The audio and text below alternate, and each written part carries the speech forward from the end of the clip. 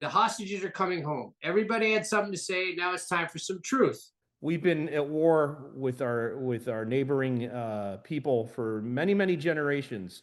And this was the conflict of our generation. Because a lot of civilizations have stepped up to the plate to utterly eradicate us. And not only did they fail, but they wrote the story of their own destruction. When the war started, I really believed that they were lost. What they say does not move the needle.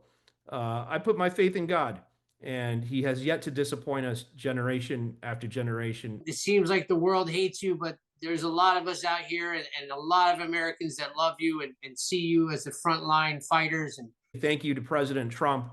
Thank you to Benjamin Netanyahu for never giving up, never surrendering. Brian and I want to go live because it's a huge day today. The hostages were released. Welcome to Two Taps and Friends. Grab your favorite drink, get comfy, and let's dive into another episode of Two Taps and Friends. Welcome back to Two Taps and Friends. This is your host, Daniel Rosenberg, and I have my pretty much co-host at this point, attorney Brian Silber on. I have Brian and I want to go live because it's a huge day today. The hostages were released. Big day for Israel. I would say for the Americans as well, but respect to the Jewish people around the world. Obviously, we're not in the studio today, but Brian and I wanted to come on and do something. You know, Brian wanted to come on at 1 a.m., but we are working attorneys, even though we were all up anyway. You know, we should have done it because I was up all night watching this on pins and needles. And but we're here. It's the next best thing. So we're here, Brian. Give me some. Before we start, I wanted to read something to you before we get going, right? Because I saw this and I thought this was super interesting, and it's probably a good way to start the podcast. It says, this is a post that somebody put up. It said, the war is ending. It's a little bit long. Bear with me. The hostages are coming home. Everybody had something to say. Now it's time for some truth. Dear humanitarians, you called for a ceasefire. There is one. Crickets. You said every life matters. If your compassion was real, you'd be celebrating life, not going silent right now. Dear celebrities, you shared lies as facts. You quoted terrorists as sources. Millions believed you. Hate spread because of you. You had platforms powerful enough to shape the world, yet many of you chose to remain silent. You all stood on the wrong side of history. Dear protesters, you filled the streets for peace, quote. You blocked cities for, quote, justice. Peace is here. The streets are empty. Maybe it was never about peace, just about who you could hate. Dear anti-Trump and anti-Bibi crowd, you said you wanted leaders who could deliver peace. You mocked the ones who did.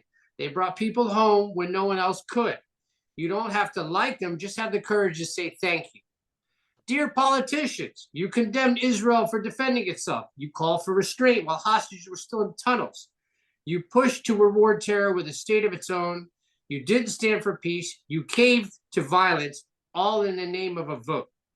Dear media, you twisted stories, you blurred facts, you made killers look like victims. Headlines became weapons, truth became optional. You didn't inform, you inflamed. Own it, apologize, do better. Dear UN and Red Cross, you claim to defend humanity. This is such a long list, by the way. Almost there, it's a long list. You vanished when Jews were raped and slaughtered and held in tunnels. No visits, no outrage, no proof of life. You didn't fail humanity, you betrayed it. Dear genocide activists, you called Israel genocidal. You cried for a fake genocide while ignoring the real ones in Sudan, Congo, China, Iran.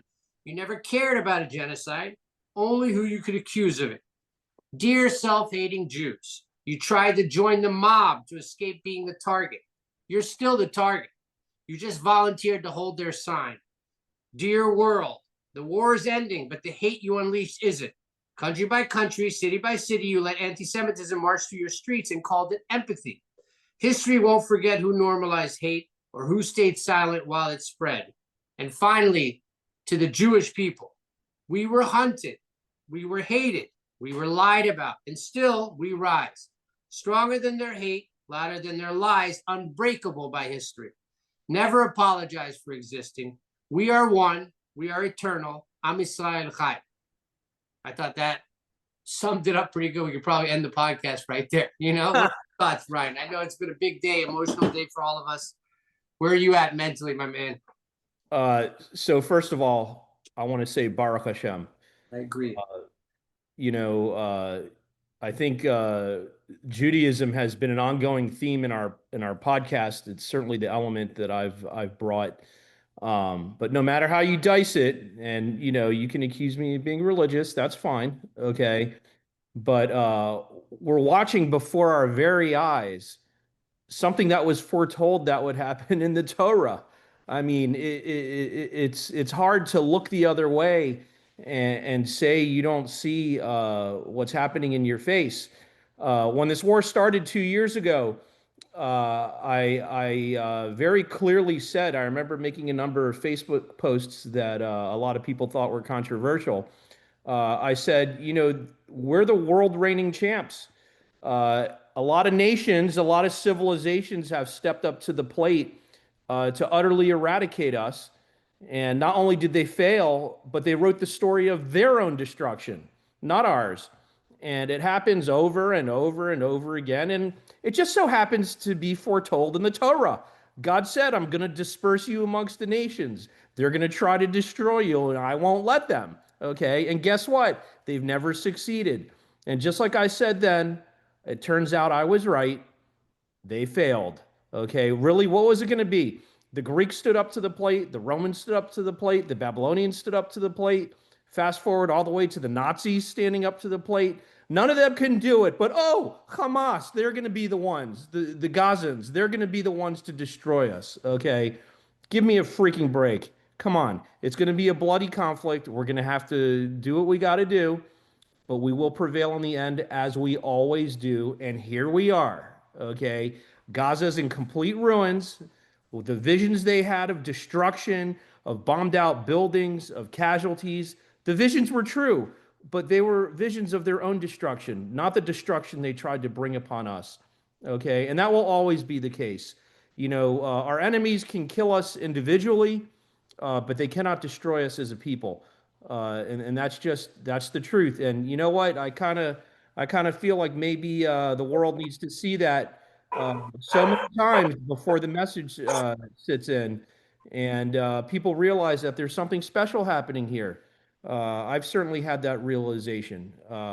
Why did the Jewish people continue to exist? Why for thousands of years we're saying the same prayers, celebrating the same holidays, saying the same things. Every Rosh Hashanah we say next year in Jerusalem, since the dispersal and since our indigenous lands were colonized by foreigners. We say next year in Jerusalem every single year. And here we are. The hostages are home, despite the world's best efforts to make Israel bend and accept death and destruction. Even leaders in this country were trying to undermine Bibi Netanyahu, having fake protests that were funded by people that were just contrarian. That were trying to take advantage politically, screaming, we need elections, we need elections. We don't need elections. We have an elected leader. Bibi Netanyahu was elected. He has a term to serve. And you don't change leaders in the middle of a war. But they wanted him to change because they didn't like what he was doing. He was defending Israel. They wanted someone that would surrender. And we're just not surrendering kind of folk. And this is why we have them back today. It's as simple as that. We have them back. Not because of diplomacy, not because of anything. We have them back because we put our boots on their neck for 2 years. And that's the only way. If you understand the region, you understand the people. That's the only thing these people understand. That's what they understand. And I think that I want to get to the hostages quickly, but the bigger issue that the world can't forget, that I'm not going to forget. I just watched the documentary last night, We Will Dance Again. I think I've seen it before, but I let it soak in, again, just to kind of remember what we're dealing with here, okay? Like you said, Hamas is the just latest iteration of a bigger problem. These people, it's a primitive people. It sounds, you can make it sound however you want. You can call me racist. You can do whatever you want to do, but it's not. This is from history. It's from trial and error. You have a people that have been systematically brainwashed, indoctrinated, and they don't understand the same things we do in the Judeo-Christian principles in the West. They don't understand, everybody just wants freedom for their children. They just want a good job. No, that's not what these people want. And if you face it, you understand it, then you'll understand why violence, unfortunately, was necessary here. That's the only thing they understood. They came and they showed us what they would do to us. They showed the West what they would do to the West if they got their hands on the people.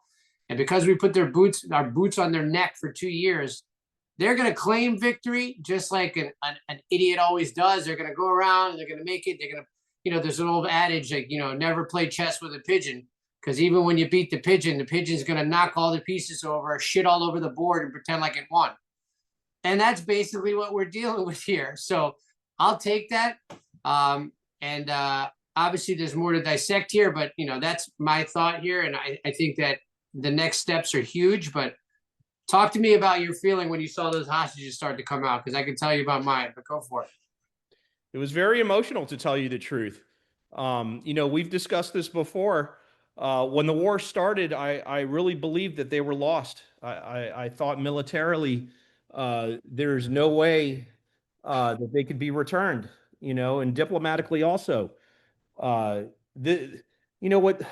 our viewers don't know, you really got to be a lifetime student of this conflict to have a real appreciation of it.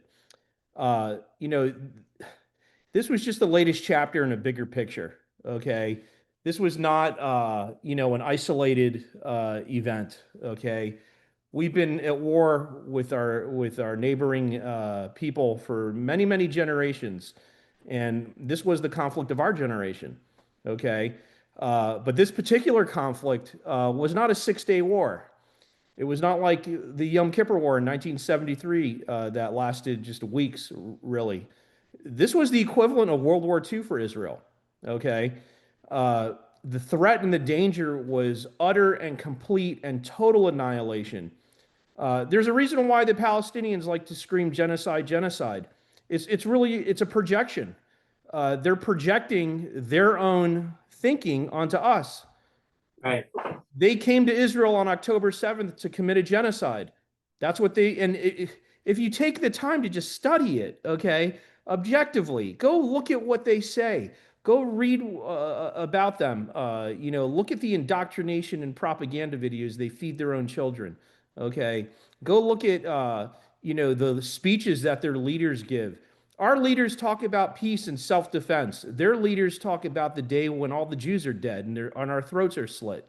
Okay, look, you want to be some lefty person that just ignores all the bad things that they say, that's fine. But the truth is you're wrong.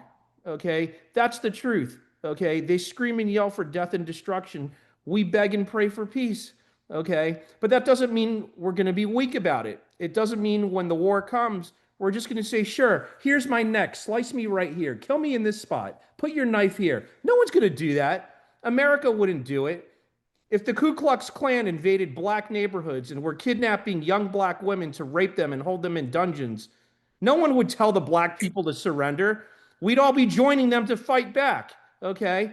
And we'd be slaughtering the enemy the way they deserve. And that's what happened here, because guess what? That's what happens in a war, okay? And this is the thing that people don't understand. People always say to me, well, I had a colleague of ours debating with me on the phone the other day, clearly just doesn't understand. He said, well, Netanyahu's the longest reigning prime minister. I'm like, okay, well, he was elected over and over again. And you know why? I explained to him, the people of Israel, they lean towards peace, always, right? But of course, because they're the ones who have to go fight and nobody wants to get killed. Of course. Nobody wants to bury their son. Of course, but at some point when they all recognize that you don't have a partner for peace, when it's all charades and this land for peace is bullshit, came out in the 90s, it didn't work. This is all about a simple, primitive thought. It's a religious, fundamental, psychotic thing. And if you understand that, you're going to elect the Likud party, because the Likud party is there. They want peace, but with reservations, with an understanding of the other side. Right? Listen, well, let me tell you something. The peace that our enemies want is spelled P-I-E-C-E. They want a piece of us, okay? Right. The peace that our leaders talk about is P-E-A-C-E. It's very different, okay? Right. And the problem is when you come from the West and you grow up in America and you only know really America, maybe you've traveled a week here, a week there, okay? You're not in Jewish culture, okay? You didn't grow up like we did, the descendants of people that somehow survived the Holocaust, okay? That sat and watched Israel's wars decade after decade, okay? And by the way, the Holocaust was not an isolated event. It was the culmination of a few hundred years, a few thousand years, really, of real subjugation. The pogroms. Go read a book on Jewish history in Europe. The Holocaust was really the final chapter of a horrible time over there. How do you think Jews ended up in Europe? Okay. Well, Israel was colonized by an invader and we were dispersed. Okay. That's how Jews ended up in the diaspora. How did black people end up in America? Well, they were stolen from their native lands against their will, horrifically, and they were brought here on ships. Okay. Black people were not native to America in ancient times, they're from Africa. Okay. They were stolen. So too we were stolen. It's the same story. Okay. Right. And then the Holocaust happened. And what were they to do with all these refugees? Okay. The history of that is, modern Israel had its seed in something called the Dreyfus Affair. Okay. People don't know history. Don't believe Brian. Go read a book. Okay. A good book. All right. There was a guy named Dreyfus. He was an officer in the French army. And he was brought up on a sham trial. It was a very anti-Semitic time in France. And he was basically falsely prosecuted because he was Jewish. Okay. And there was a very famous journalist who covered the story every day, covered the trial. You may have heard of him, Theodore Herzl. Okay. And he was so moved and so inspired by the horror of the anti-Semitism of that trial. And by the way, Dreyfus was wrongfully convicted and banished to an island. He was later exonerated when the truth came out and set free. But this inspired Theodore Herzl to write a number of essays about it's time for Jews to stop taking the violence and being the victim and return to our native land. As it says in the Torah, we would. And at that time, the Jewish attitude was one of, we're sick and tired of it. We're tired of being the victim. And there was a large movement that started returning to Israel and reconnecting with the communities that were still there. There was always a Jewish presence in Israel. Okay.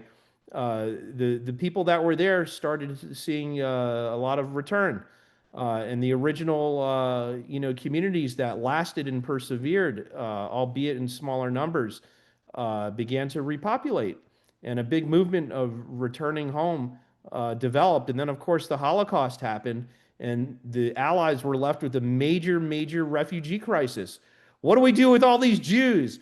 God forbid we can't send them home to go back to their house that they own. Okay. Because we took them. Right, that they were removed from. We're not going to give them back their house, okay, and return them to their home. Eventually, they said, look, let's send them back to the Jewish communities from where they originally came, and that was in Israel. And that's another important thing.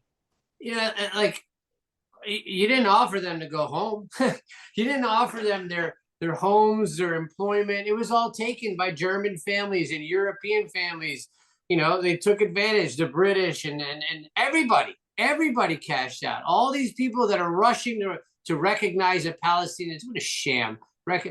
You spineless cowards. Like you've been doing this since the beginning of time, and you're hiding under the cloak of. And by the way, I want to clarify something. The idea of return was never to even throw out the Arabs that have taken root in our own lands in our absence. The idea was to live peacefully and coexist with them.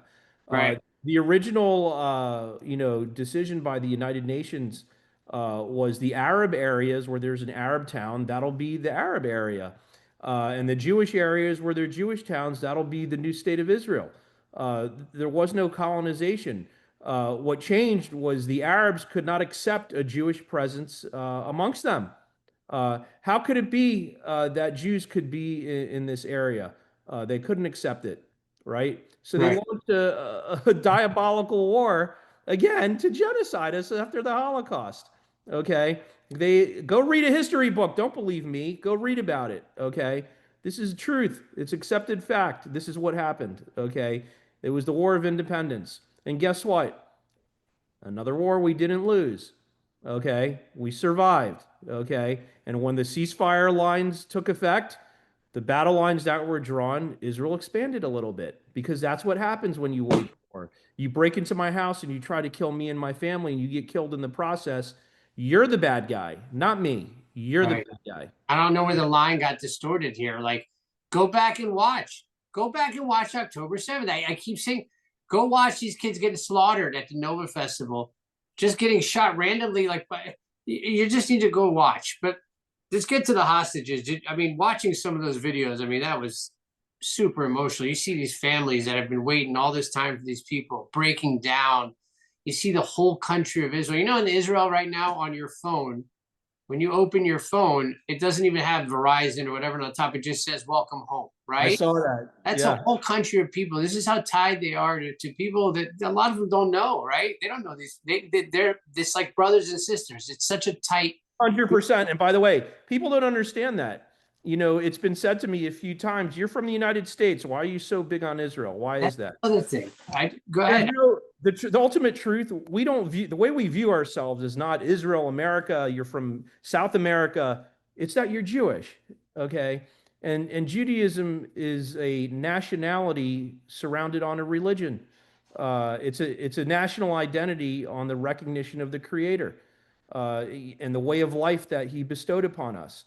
Okay, if I'm Jewish and I'm traveling at some far off land, I could be in China, I could be in South America. If I'm in trouble, I guarantee you I could walk up to the nearest synagogue. Okay, and I promise you there's going to be one because there's communities everywhere, and say, "Hey, I'm a Jew from South Florida and I'm in trouble. Can you help me?" And you know what? I'll have a Shabbos table to eat at. I'll have a place to stay. You know why? Because that's how we are. That is exactly how we are. And an attack on one of us is an attack on all of us. Right. And when the war started in Israel, and by the way, this is something that the not Jewish world knows also. That's why all the anti-Semites took to the street and attacked our people here in the United States. Well, how come these free Palestine people were attacking some Jewish kid trying to study in Columbia University? Right. What's it have to do with anything? He's not a diplomat. He's not a leader. He's not even Israeli. He probably grew up in Great Neck. You know, what's he being attacked for? Because he's Jewish. Right. And that's what people don't understand. Like, if you've never, I mean, if for the Jews that aren't awake, they better, and the Jews that are literally screaming free Gaza, I'm sorry, it's pathetic. Like, if you don't see how other we are as people, right? How essentially alone we are as a people, unfortunately, no matter what country I'm American, I'm born in Brooklyn. You know what I mean? I lived here all my life. I lived in Israel a few years, but I'm a Jew. No matter what happens, I'm a Jew. My kids are Jews. That's it. It doesn't. So when the shit hit the fan, all these people that we thought were friends, and how many people close to you showed you their colors all of a sudden? And in both directions, by the way. Yeah, I get phone calls throughout the sides. entire war, both sides, from people that, this is why I say, by the way, and I'm going to say it again, a big portion of the United States does have a very strong sense of what's right and what's wrong. And you see this as a trial lawyer, okay? I've rarely seen a trial where a jury didn't do what they thought was the right thing, okay? They don't always get it right, okay? And remember, a trial, you're looking at, a snapshot in time of a big event. You're looking through a keyhole to see something that happened in the real world, okay? And sometimes they don't always get it right because it doesn't always translate from the reality to the courtroom, okay? From the street to the courtroom, right? But whatever they do, it's very rare to see a jury not do what they believe to be the correct thing, okay? And as a result, I know Americans, I've grew up in America my whole life, I've been here my whole life, they have a very strong belief on what's right and what's wrong, good and evil. And I know we have a lot of very silent supporters, people who don't want to speak up like we do, because they're afraid. They don't want to get labeled. No, they don't want people to know their true to heart beliefs because it can affect you, okay? But I believe it's incumbent upon us as Jews to be strong and not to put our faith in what people think of us, but put our faith in God and to put our faith in what the Torah says. That's what I believe. And I'm not going to back down. I'm not going to let some loudmouth, ignorant, anti-Semite punk from Columbia University tell me some fucking bullshit about something he doesn't know about. Okay. Right. Or anybody. Like on Two Taps and Friends, I try to talk to some of the commenters and some of the people on there. and we get flooded. I get flooded with a lot of comments, and mostly anti-Semitic comments. I will say on the last October 7th I started to see the pro-Israel voices and the pro-Jewish voices, and I appreciate all of you guys for commenting and stepping. Listen, I know who you are. Challenge it to speak up, right? Many of you have reached out to us privately, and I just want to say something. You know who you are if you've called me during the war, especially in the beginning, like October 8th or so. You have no idea how good that makes us feel. Right. Because when you're truly under attack, and on the level that we're talking about, okay, think of what we're talking about. It's very isolating. And all we have is your fellow Jew and God. And you just don't know, is this going to be a time where God wills something bad will happen, or is he going to will that something good happens? Right. You just got to keep on and carry on and do your thing. But hearing from your friends, the people that spoke up, it's encouraging, especially in light of the silence from people we never heard of. Right. And to see it, I mean, we see it again, the people that spoke up and the people that step up, it's not going to ever be forgotten by us. The closest that they just made the Jews closer too. I mean, honestly, like it gets to a point, where, I'm American, you're American, we go about our lives. Yeah, he's Jewish. 100%. Fine, okay, but all right, but you get to a point where you don't stop seeing it, but you kind of, forget the connection so much. Not forget it, but it lessens, and then shit like this hits, and everybody's together again. And I had guys, people commenting to me like a real Christian, pro-Christian guy, it's on both sides. The one side, we're genociders, we're doing all this. And now on the right, you got these vipers, they call them, like, may Jesus bless you, Charlie Kirk. They're blaming Jews for Charlie. I mean, it's the typical shit. Guy offers, hey, I'll come on and debate you. And I ask a few questions just to see if it'll be a respectful conversation. The guy's a moron. He's talking nonsense. Here's the thing. I want to say the experience of the last 2 years has really taught me a lot about anti-Semitism. Okay. And I've spent a lot of time thinking about it. A lot of time thinking about it. Like a lot of people, I was very shocked to see some of the things we saw, these so-called leftists with liberal ideals doing Nazi salutes, holding signs that say it's time for the final solution. Wow, you're such a liberal, aren't you? You believe in civil rights so much, you need to gas the Jews? I saw signs like that. Everybody saw it. Okay. And I'm glad this is being recorded so that in 25, 50 years from now, when my grandkids and my great-grandkids wonder what happened during the war in grandpa's time, they can see this.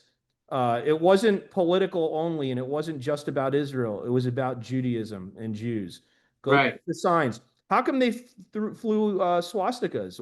What is, if you're telling me this is just about Palestinians' land in Israel, what does Nazi Germany have to do with it? And even, let me interject, even the ones that didn't fly swastikas. I'm going to tell you this right now, for all of you listening. If you were out there screaming genocide, if you were out there on these pro-Pally rallies, history is going to identify you. You are one of the Nazis. I hate to say it, but I don't hate to say it. If you got duped, you got duped. You know how many intelligent people that I've spoken to that I thought were intelligent and didn't get duped? You get duped by your algorithm. Like, I'm an Israeli American. When I came over to Israel, when I was going over all my life, you don't think I went through the devil? I'm a defense attorney at heart. My brain works. So you don't think I played the devil's advocate here? Maybe I'm getting biases. Maybe my people are teaching me a narrative that there's another narrative out there. Maybe I should look into it. But if you do the digging and you do it, you end up at the same conclusion. When one side says you got to murder all of them and the other one says these guys keep trying to murder us, it's not hard. I saw another post. I posted it today. It's not a genocide when you release the hostages. It's over. It was never a genocide if it's over the second you release hostages.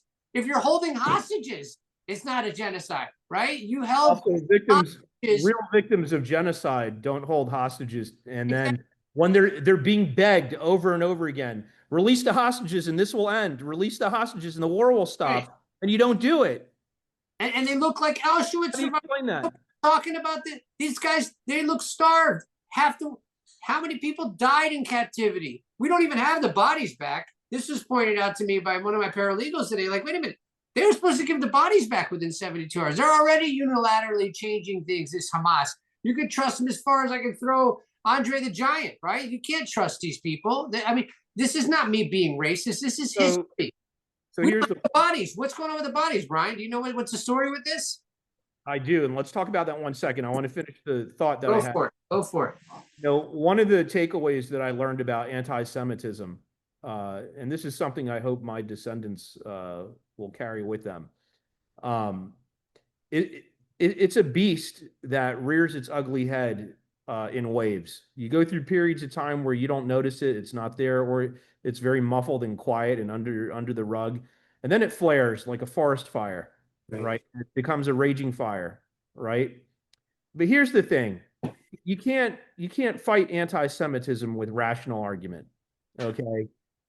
Once you start arguing with someone who is spewing anti-Semitic views, there's nothing you can say that's going to convince that person, because if you tell them, oh, sir, but your facts are wrong, this is what happened during such and such war, he's just going to argue with you what the facts are.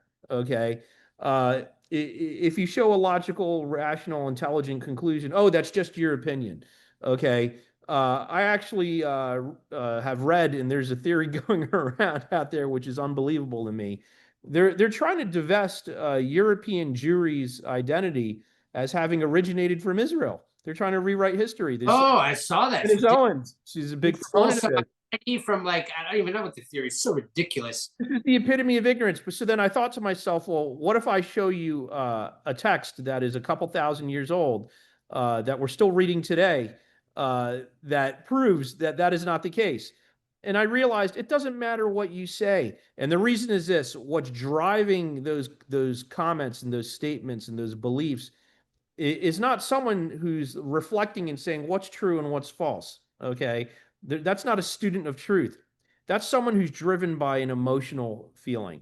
And no matter what you do or say, they're just going to respond to you in an anti-Semitic view, and they're going to self-justify it one way or the other. Right. One point before you can't argue with hate. That's the truth.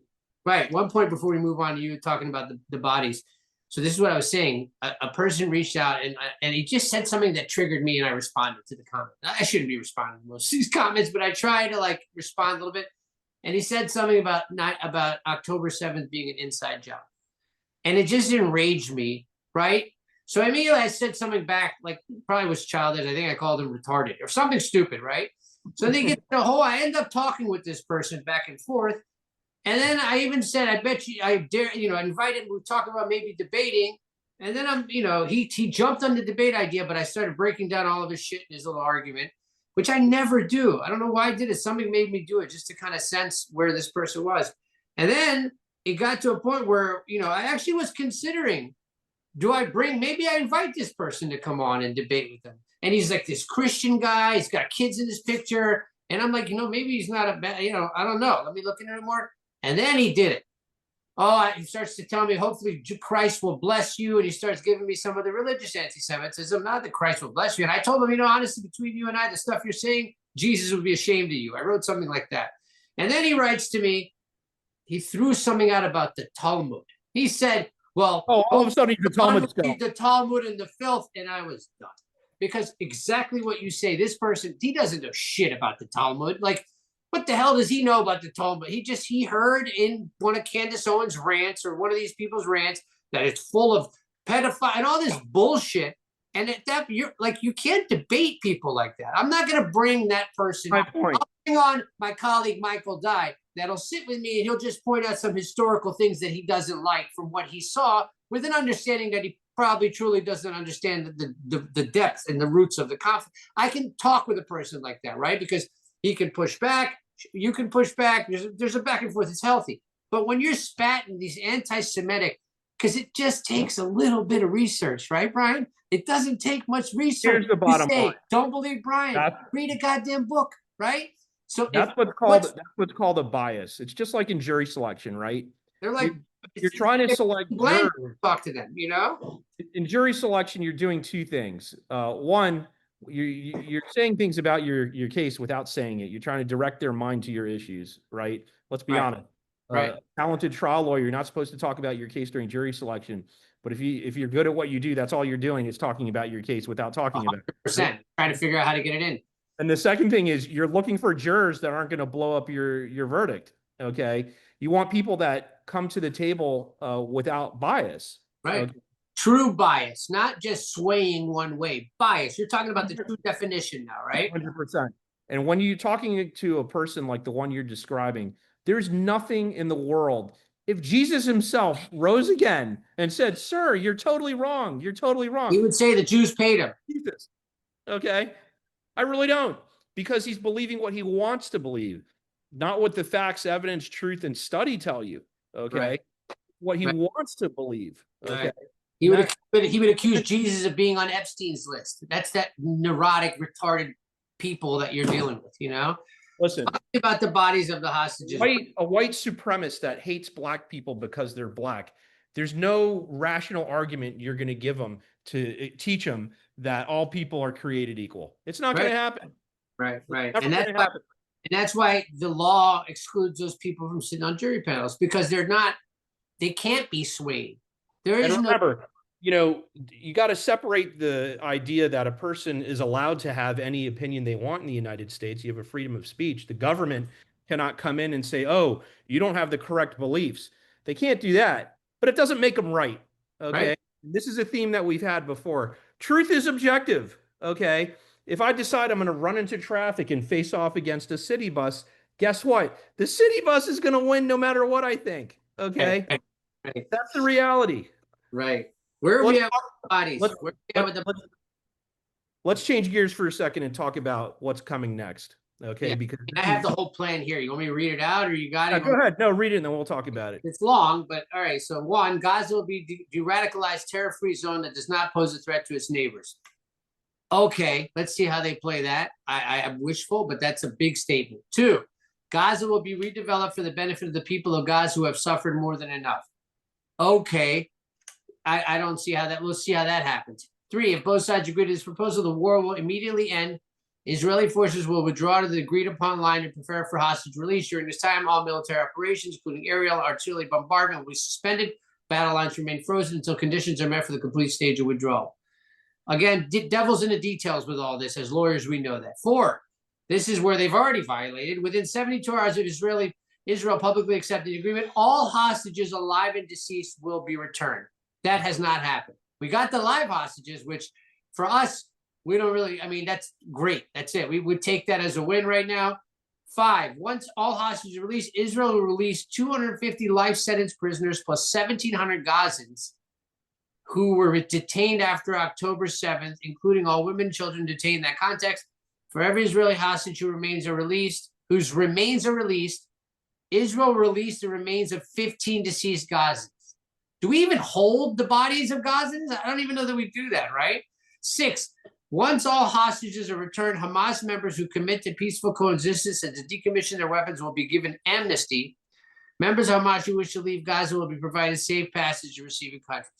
We've already got them in the streets in full military uniform. What are we going to go arrest all these people? How are they going to get these people, right? So I receive all this in two ways, and we're at a crossroads. Okay, on the one hand, I don't believe the war will end in reality because Hamas is not, going to just surrender. How can they're walking around in full infantry gear again, these cowards. As soon as there's a ceasefire, they put the uniforms back on, right? Some of them still have Kalashnikovs under their damn jeans, but here's the thing. They could have had this a long time ago. right. And it's very clear that they weren't interested in it. Even at the expense of their own country, they hid underneath their people, they hid behind their civilians, and it caused the destruction of a lot of people that weren't targeted. Because to get to the enemy, you had to get past what he was hiding behind. Their shields. Right. Well, they put Israel in a very bad position. Either Israel dies or we die. We meaning the Palestinians. Look, what are you going to do? They could have ended this a long time ago. So on the one hand, I don't see them ending it. I don't think Hamas wants to stop being Hamas. I don't think they want to stop being the governing power in Gaza. and I don't think they've given up on their dream to destroy Israel. Maybe not be today, maybe not tomorrow, but maybe they can regenerate in another 25 years and start again. Okay, especially when they think it's motivated by what God wants. In any event, but here's the other side of it: it's the President Trump variable. Okay, whether you love Trump or you hate Trump, there's one thing you Thank you. Just have like the to agree. say thank you, Yeah, well, of course, say thank you. right? The guy perseveres. He's extremely resilient. Uh, I've never seen a leader who's, and this is objective, whether you love him or hate him. I've never seen a leader who was challenged so much. Uh, on every level you can imagine, including his own life. I mean, they tried to kill him, you know, and he just keeps on persevering. So there's this Trump factor, right? And 96 indictments. What was the number? How many indictments they bring on the guy? Like some two assassins that we know of. Okay. This is fact. You don't have to be a Republican or a Democrat to know that they actually tried to kill him. The bullet landed on his ear. you Okay. have arguing that too. I had a guy tell me that was staged too, but go ahead. Okay. Well, again, that's the kind of person, no matter what you show them, they don't want to not believe what they want to believe. They don't care about for fact. There's always an explanation. But here's the thing. A lot of this is behind the scenes. And I think maybe they engineered the heights of the deal so that it could be violated a little bit, right? And what do I mean by that? If you look at Israel's past wars, the world never lets Israel have the clean win, the absolute victory. Always at the very end, when the final blow is going to happen, when we could take Cairo, when we could take the capital of Syria at the time. Every time Israel has gotten down to the final inches, the world puts the brakes on it. Okay, they never let Israel have the absolute win, and I think it's more than not letting Israel have the absolute win. For Arab dignity, they don't let the Arabs have the absolute loss. Okay, and that's really what it's a psychological thing. So I think they engineered into this deal. There's big ticket items that are the real deal, and then there's the secondary things. So what do I mean by that? And I hate to be real about this, but of course, retrieving living hostages is an exponentially greater priority over recovering the deceased.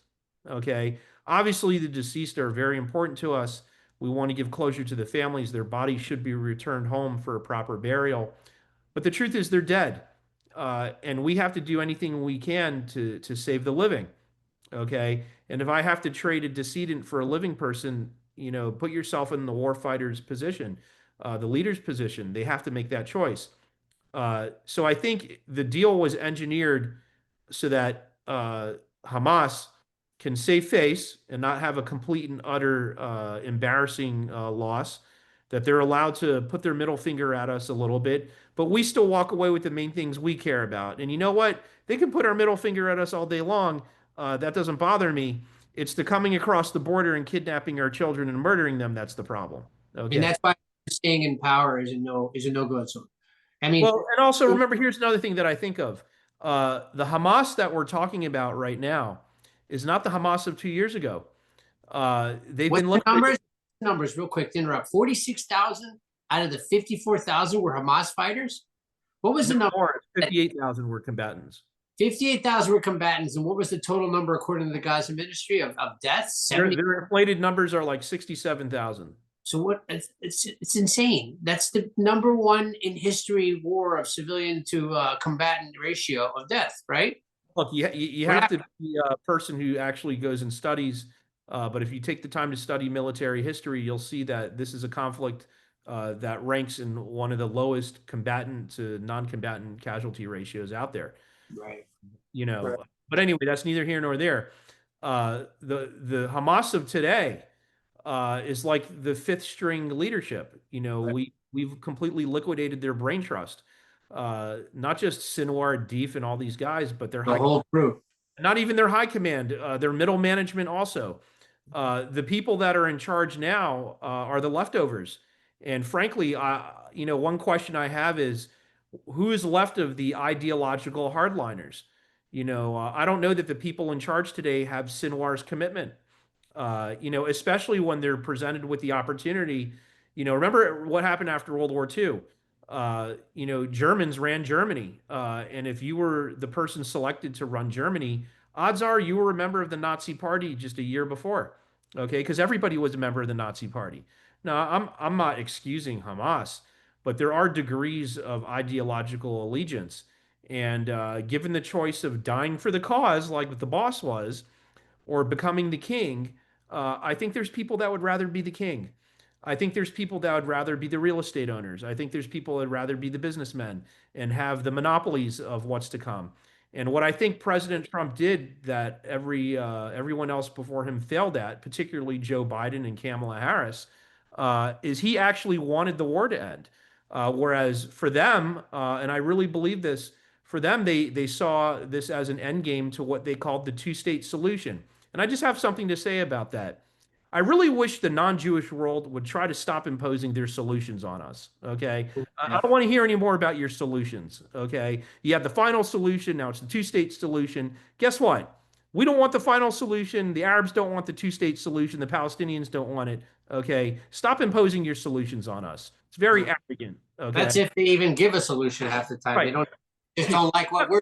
Your solutions don't work. Okay. Stop imposing your stop solutions. defending yourself. Right. Just stop defending yourself. That's their solution. It's so arrogant. Maybe even like have the common sense to maybe don't tell a Jew about the solution you're going to give him. That's like using the N-word. Okay. Right. Exactly. But so the Hamas, I agree with you to some extent, but the issue that what's Trump and Sylvia said to me earlier today, like apparently that they're allowed to police themselves for a while, Hamas. And the issue is they're executing people in the streets. And I agree, like the best chance for you to have leadership that could be, I guess, corrupt as opposed to psychotically, religiously fundamental would be the fifth string team. You know what I mean? But, the Nazis weren't as tied. It wasn't so much a religious thing. It was more of a philosophical thing, right, with them. This is a religious thing. So I don't know. I'm a little worried. I don't know how you feel. Philosophical? Yeah, it was more philosophical. I mean, Here's my bigger point, okay? We don't know what President Trump did exactly in detail to make it all happen. And what my point was, what made him different from the prior administration and the prior leadership is he threw the might, the almighty power, I shouldn't say almighty, but the almost power of the United States of America behind a peace deal. Okay. He got everybody on board. And it wasn't by saying pretty please with sugar on top. If you notice, a day or two after the deal was announced, Qatar was awarded with a F-15 training base here in the United States. That was no accident. I'm sure that was one of the sprinklings of sugar on the deal, among other things that are unspoken and unsaid. He used the almighty power, almost almighty. I did it again. Of what America is. I'm sure he wheeled and dealed economically on military support. On other things, and everybody got something they needed to make it happen. And guess what? That's what politicking is. What do you think happens in Congress to get a congressman to vote for your bill? Okay. Right. You have to sell him something. You have to give his constituents a piece of the pie. Okay. And that's the art of politicking. Okay. Right. That's what happens in the legislature. Okay. That's how candidates get elected in reality. That's our biggest concession as Americans and as Jews. The biggest concession was catering or even sitting with Qatar at a table, because that would be the undoing of all of this. I think if I could see an undoing or support, it would be Qatar, but listen, it's a deal. You're supposed to walk away a little bit upset. You're a mediator. You use that line all the time in your mediations. Look, this is a negotiation. This is a settlement. The idea of settlement is everybody's a little bit pissed about something, but happy about something, right? The idea is that you're happy about a majority of the shit that got put in front of you, and that you're conceding. You should get your big ticket items and not be forced to swallow the things you would never swallow. Okay? Right. But our big ticket item, Hamas, has got to be gone.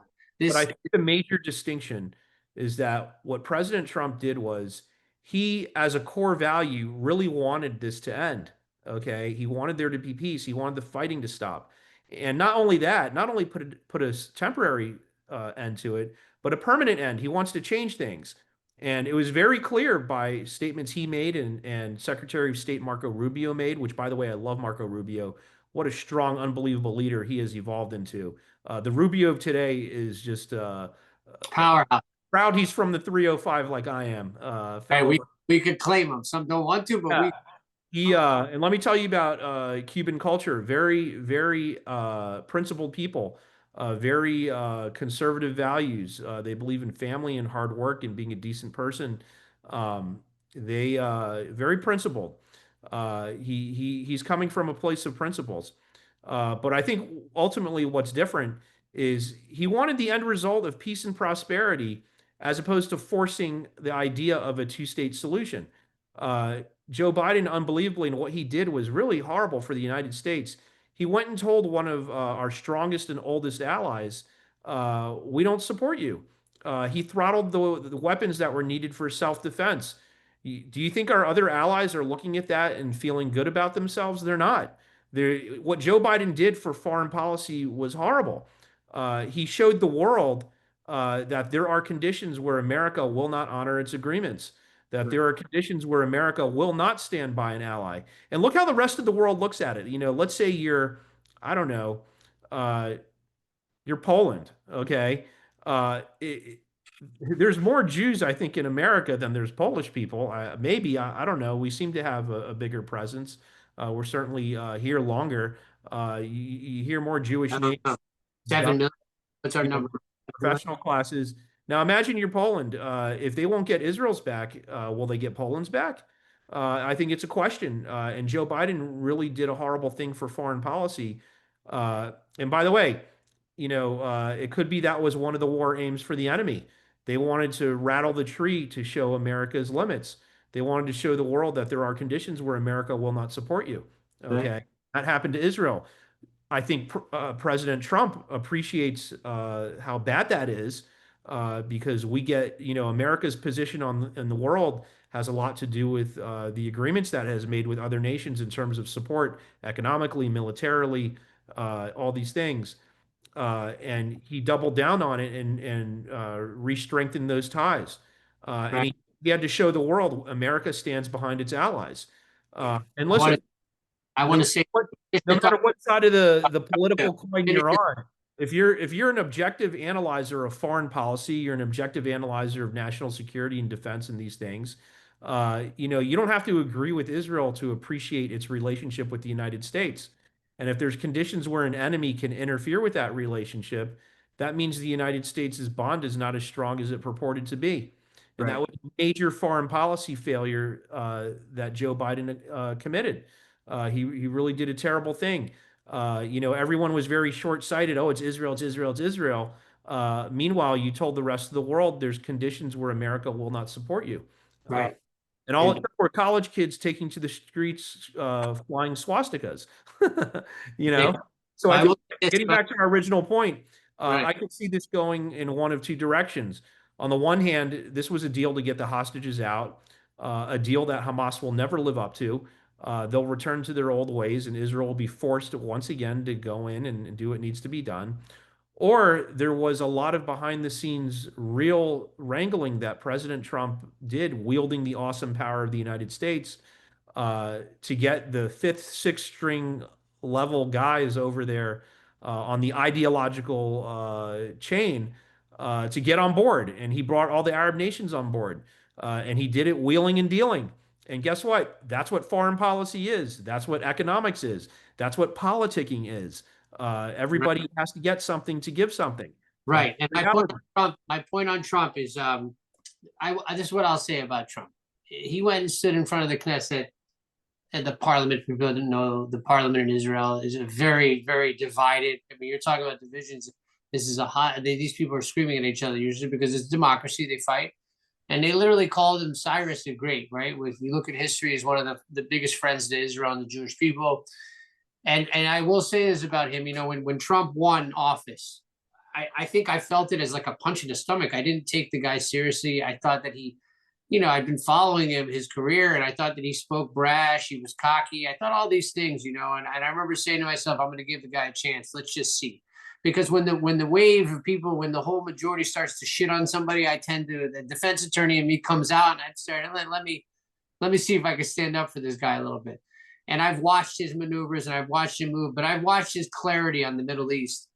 And I have to tell you, like, you could call them racist, and I've seen people take things out of proportion, all these things. And I just had Bradford Cohen on the podcast last. He's coming on, I think, next week's episode, and he's really close with Trump. You know, he's one of his lawyers and all this. And I asked him about the person. I said, "Hey, is he as he seems? Because he seems like he's as he seems." And he said he's so as he seems. He said the guy doesn't sleep, calls him at 3 a.m. I mean, the guy is a hawk. I mean, he's close to 80 years old, and the stuff that he's done here, what he's done with the Abraham Accords, which went unnoticed. I mean, anyone that knows the Middle East was just like, wow. Like at that point, you couldn't say anything. What he's done here, So, the way he stood behind Israel, the way he stood behind Israel and the Jewish people, and the way he stood up against the masses in his face, and even his party turning half his party talking shit now and running their mouths, and these people that stood up in front of him. If you are not able to sit here and give the man his credit here, then never going to do it. Doesn't matter anymore. It doesn't matter to me because you are so blinded. And you don't have to like him. You don't have to do this. Give the guy his credit. If a guy comes and I used to play basketball, the guy comes and dunks in our face, I'm going to say nice dunk, right? I'm not going to say I hate him. I don't like who he is. What the hell does it matter? The guy just dunked in my face. And he literally dunked in the face of all these critics and anyone that can say bad, that can't speak about. If you can't say great job today, your voice doesn't matter in my eyes anymore. That's what I will say about you. You know, it's almost like the Jewish experience with anti-Semitism. It doesn't matter the facts. It doesn't matter what the truth is. And it doesn't matter what you say in response. Someone who is driven to hate you is going to hate you. And there are people, it doesn't matter what Donald Trump accomplishes. It doesn't matter what good he does. They're always going to hate him. And I think they should look themselves in the mirror and say, why do they have so much hate? Why can't they just appreciate some of the great things that he's done? I understand that you have your reasons for disliking him. And by the way, I even respect that. You're entitled to your position. There isn't, you don't have to say everything is hunky-dory, but to be unable to acknowledge the great good things like bringing peace to the Middle East, again, okay? I mean, how do you not sit back and say that was a tremendous accomplishment? Joe Biden had plenty of time to bring all the hostages home and end the war, right? And he failed to do it. And that's the long play that that's not even being talked about. Like, you know, Saudi Arabia is around the corner to a peace deal with Israel. That's the big driver. That was their chip, right? That's their negotiating chip. Hey, we'll normalize relations with Israel. The Indonesian president is coming to Israel for the first time. There's no diplomatic relations. It's the biggest Muslim country in the world. And they're going to normalize. My best friend in long play here. This guy he's playing checkers and the world's playing chess. And it's I'm a registered Democrat, Brian. I'm a registered Democrat still, but I've obviously my eyes have opened to I think one side's gone a little bit crazy, but I don't know that I would vote Republican the rest of my life. If they changed their tune and they got crazy, I would go with the other way. I'm not tied to a party. I'm not, but when you want this kind of results, the results speak for themselves. And if you have anything else to say, you're not unbiased. You know, there's a very famous saying, man, I wish I could remember who said it. I don't know if it was Ronald Reagan or I forget. Say it, maybe I'll remember. Give me. But it's something along the lines of, you know, some people will change their values to fit their party identification. Other people will change their party to comply with their values. And I think that's something that we've seen happen. The Democrat Party has lost a lot of Jews and a lot of people over this. They were very short-sighted. They went with these young kids flying swastikas. You know, the party that was anti-racism, the party that was for diversity, the party that was for inclusion, you know, seemed to me to be kind of racist, not diversified, and not the last couple of years as it relates to its Jewish members.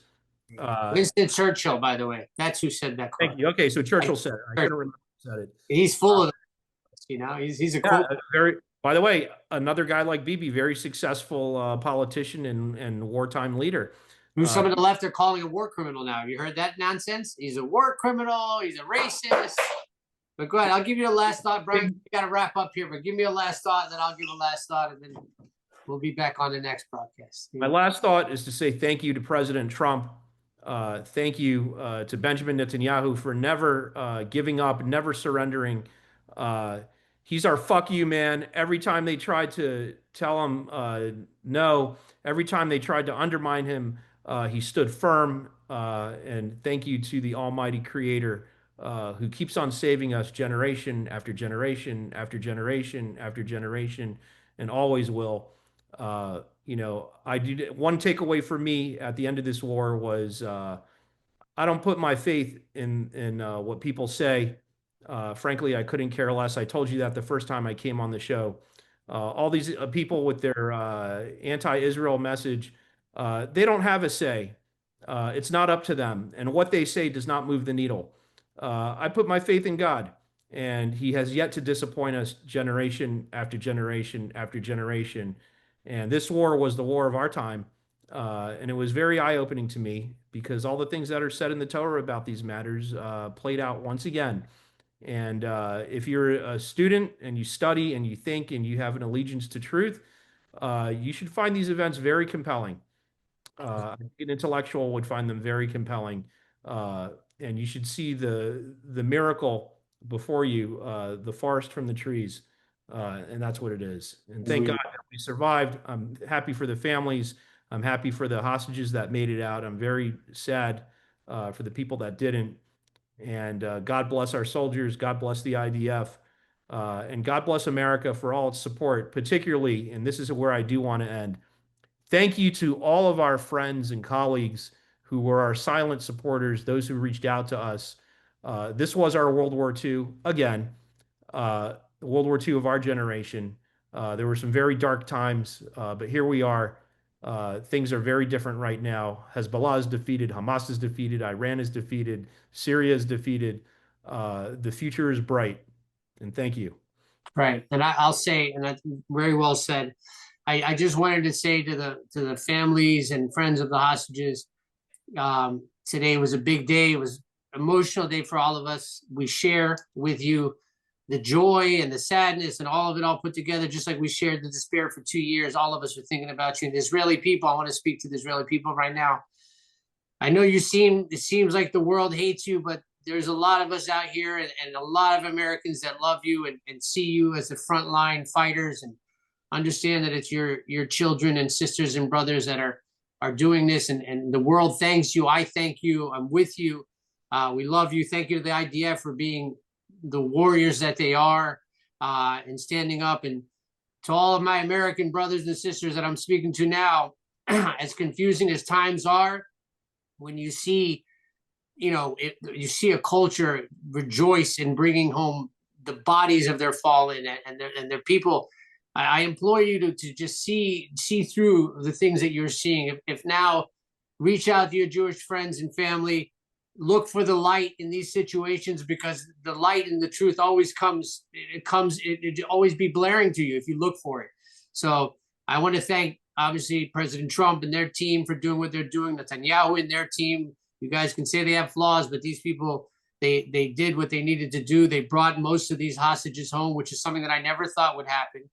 They're bringing all these Muslim countries to the table, and if there is hope for peace there, this team has brought it. So. To the Israeli people, we love you all. To the families of the hostages, we love you all. And hopefully you guys can recover and move forward as best as possible and live the full life that you all deserve. So I want to say one last thing. Go for it. Today is the first day in 2 years that I'm not wearing my dog tag because the hostages came home. Right. Mission accomplished. When these came out, I told you in a prior episode, they were selling these to raise money for the families who undoubtedly needed our support and our help. And it was a symbol. This is the new Magen David Jewish star, right? But after 2 years, unbelievably, our hostages came home. And today is the first day that I've taken it off, and I have not put it on my neck upon waking up in the morning.